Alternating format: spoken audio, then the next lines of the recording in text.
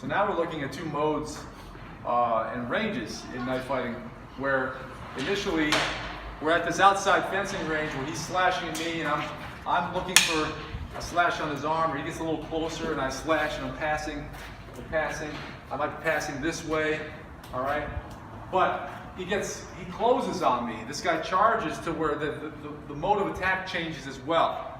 Once he's beyond inside a certain range, it's no longer slash, slash, slash, it's thrust, thrust, thrust, thrust, all right? And so I've got to be able to deal with that. And this also involves the empty hand versus the knife situation, where from the outside, he's initially slashing and I'm out of range. He might just be taking swipes, not continuous, but yeah, he takes a swipe to reach me, and I'm here like this. It gets a little closer, and I've got to put my hand on it now. I've got to parry it. Anything coming from that side, my left hand is the primary parry. Anything coming from his right side, is my right hand's job. All right. So that's the first change of mode. Is in and out from here, where he's missing, and then he's about to reach me. I'm here like this. I'm still moving my feet, though. I can't just stand here. I'm still moving my feet. But then, I might not even realize it, but I ended up with my back to a wall or something. And now from here, he's getting in close, and he's trying to just hold me there instead. And so what I've got to do is I've got to impede that now. I can't parry it through. I can't pass it. I can't lean out of it. It's going to go right to me, so I've got to actually stop it. So we go from, it follows its normal path and misses, whereas it's a little closer, it's on his path, and the path is altered by my parry because he can just reach me. And now he can go right through me to where I've got to stop it. He pulls it back again. Stop it. He goes for my head. Stop it. This is blocking at the shoulder or bicep, and then at the forearm or wrist.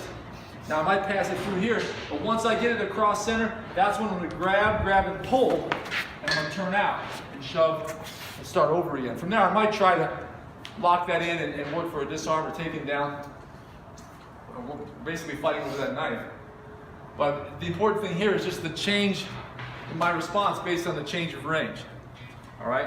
And again, I'm showing you without the knife, but then I can also do it with the knife. He's here yet, and I'm just out of his reach. I can move. Now we're at the range where I got to put something in the way of it, but I can't stop it. I can just alter its path. And now I'm here, and he's going stab, stab, stab, and I'm stopping it until I can get a hold of it, pull, and reverse our positions. Okay, so those are the three. We're looking at those as three modes of response and defense. Now we take this to the knife, and it's a similar idea, except now I can cut, not just parry. I can cut and parry sometimes, but why reach for something that's going to miss anyway? He's just offering his limb that you can cut him. But then he's close enough to cut me, and I've got to use my live hand. And then it's more like this, But then, again, he probably won't be able to back me to a wall as easily because my knife forces him to respect the range more. He doesn't want to get cut either. When I didn't have a knife, he could just charge me and drive me somewhere, and I'll move. But assuming that we are close enough for him to start stabbing, here again, it ends up being like this. He goes to do one, and I grab it. And then as soon as I go to cut, he grabs mine. All right, and now we're like this. So what I'm going to do is I'm going to grab it not at the mid forearm, but down at his hand, where his wrist meets his hand. This is important because I'm going to bring this here, not at the edge of the knife, because it'll just flex like that and maybe cut him a little bit. I want it right where his hand meets the knife. I'm going to go down. And then I'm going to pull this out. And notice I'm still holding on to his hand because then he can't turn to grab that knife.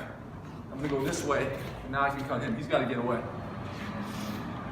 So the three modes of my response change with range, and it definitely changes when I have a knife in my hand. So now we're here, and it's avoiding this of moving. I might cut him. He doesn't necessarily attack in rhythm. He just kind of swipes down. Yeah, like that.